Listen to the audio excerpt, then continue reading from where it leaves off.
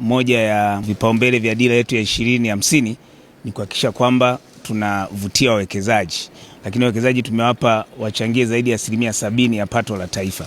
Kwa hiyo kama sehemu ya majukumu yetu ofisi ya Rais mipango na uwekezaji, kila mara lazima tuwafuatilie wale wawekezaji ambao wamepewa vibali na serikali kwa ajili ya kuwekeza. Nitoe wito kwa wawekezaji wa ndani, hususan wa ndani, kwamba serikali ipo tayari kuwasaidia kuhakikisha kwamba uwekezaji wao unakuwa na tija, lakini na sisi kama serikali tunawategemea kwamba wazalishe kwa ajili ya kutengeneza ajira, lakini vile waweze kuchangia kwenye pato la taifa. Lakini vile niliweza kutembelea mwekezaji ambaye anajulikana kama Manyara Sugar Company Limited, ambaye kimsingi anazalisha sukari na ni mojawapo ya wawekezaji kwa Tanzania ambao tunawategemea sana kwa ajili ya kutatua changamoto ya sukari.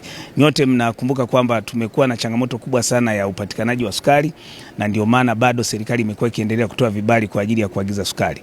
Lakini hawa ndugu zetu wa Manyara Sugar Company Limited kwa kushirikiana na serikali tumeweza kuhakikisha kwamba tunaongeza uzalishaji wa sukari, lakini kikubwa zaidi wenzetu hawa vile wameweza kuwashirikisha wakulima kama outgrowers katika swala la kilimo cha miwa ili waweze kupata raw material kwa ajili ya uzalishaji wa sukari. Na niwapongeze sana, na huyu mwekezaji ni mwekezaji mzawa ambaye kimsingi ameona ni vema akawekeza nchini badala ya kuwekeza nje, lakini ametengeneza ajira nyingi sana pale, zaidi ya watu 300 wameajiriwa pale. Ametupunguzia sana tatizo la ajira ambalo Mheshimiwa Rais amekuwa akilisemea sana. Lakini baada hapo vile tumewatembelea wenzetu wa Minjingu Company Limited. Wote mnakumbuka kwamba hili eneo lilikuwa chini ya serikali, lakini baada ya kubinafsisha hao wenzetu wa Minjingu walipatiwa, na tangu wamepatiwa wameendelea kuboresha uzalishaji wao. Mpaka sasa hivi wanazalisha zaidi ya aina 7 za mbolea ambazo kimsingi wameingia mkataba na serikali kwa kupitia ruzuku ambayo tunawasaidia wakulima wetu. Kwanza niwapongeze sana kampuni ya Minjingu Company Limited kwanza kwa kuendelea kuzalisha mbolea mbalimbali. Nyinyi wote mnatambua kwamba nchi yetu sasa hivi ina upungufu mkubwa wa mbolea.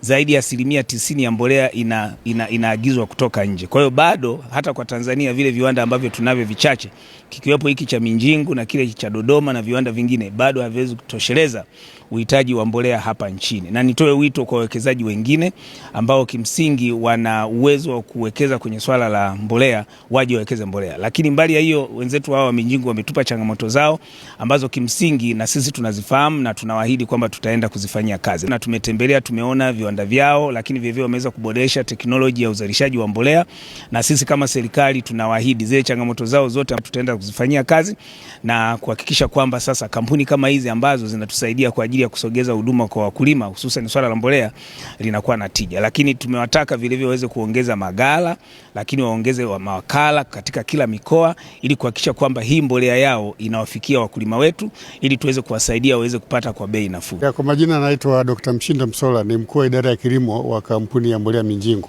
Na kina uwezo wa kuajiri wafanyakazi 600 wakati mmoja wa taaluma mbalimbali. Kwa hiyo inasaidia sana upande wa serikali kwenye ajira, lakini pia kwenye kulipa mapato ya serikali. Tumeamua sasa kusaidia mkulima zaidi kwamba kununua mbolea bora sio kupata.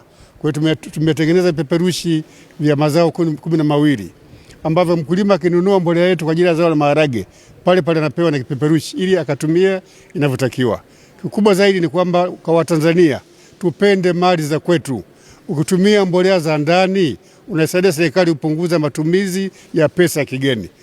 Nafanya kazi kwenye kiwanda cha kuzalisha sukari cha Manyara Sugar. Kiwanda hiki kilianzishwa mwaka 2005. Wakati huo kilikuwa na uwezo mdogo sana, lakini kadiri tunavyoendelea kukiboresha na kukiongezea teknolojia, kimefikia kuwa na uwezo wa kuzalisha tani 60 mpaka 70 kwa siku. Tunaweka zaidi ya 3500 za wakulima wadogo ambao wanaingiza miwa kiwandani na tunanunua. Kiwanda hiki pia kinaajiri wafanyakazi. Tuna wafanyakazi zaidi ya 450 ambao wanafanya kazi hapa kwa msimu. Kwa mtindo huo hatuna changamoto yote ya masoko ya sukari. Sukari inahitajika kwa wingi, ila changamoto yetu kubwa ni malighafi kuwa kidogo. Kwa hiyo tunaomba uhamasishaji wa kutosha kuhusu kilimo cha miwa.